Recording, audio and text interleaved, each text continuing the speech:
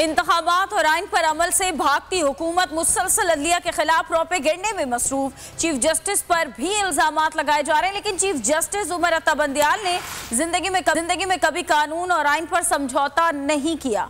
वो एक धीमी शख्सियत के आला फहम फरासत वाले जज हैं। बड़े से बड़े आइनी बहरान को भी अपनी दानिशमंदी से हल करने की सलाहियत रखते हैं। उनकी जिंदगी पर एक नजर डालते हैं इस रिपोर्ट में। जस्टिस उमर अता बंदियाल ने 2 फरवरी 2022 को 28वें चीफ जस्टिस ऑफ पाकिस्तान के तौर पर हलफ लिया था।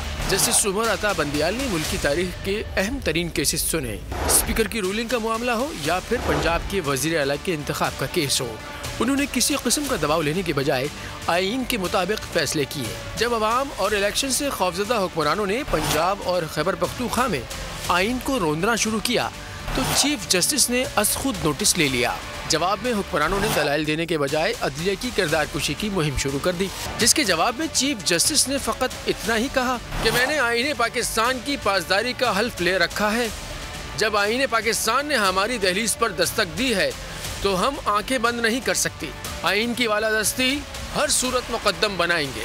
हुकूमत चीफ जस्टिस के खिलाफ प्रोपेगेंडे में मसरूफ है, लेकिन चीफ जस्टिस उमर अता बंदियाल उन जजेस में से हैं जिन्होंने हौसला मंदी की रोशन मिसाल कायम करते हुए साबिक फौजी सदर परवेज मुशर्रफ के 2007 में दूसरे उबूरी आईनी हुक्मनामे के तहत हल्फ लेने से इनकार कर दिया था।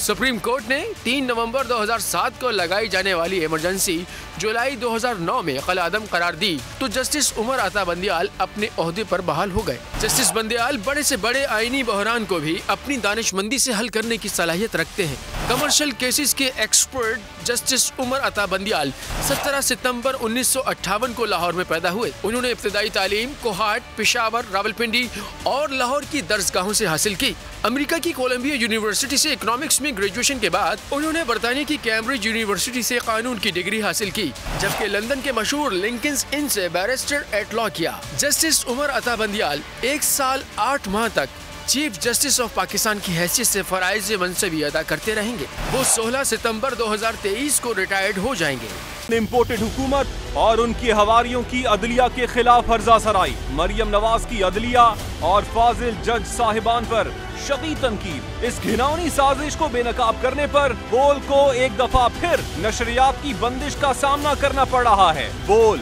अदलिया की इज्जत के लिए खड़ा है और खड़ा रहेगा। सब्सक्राइब करें और बेल दबाएं ताकि कोई खबर रह न जाए।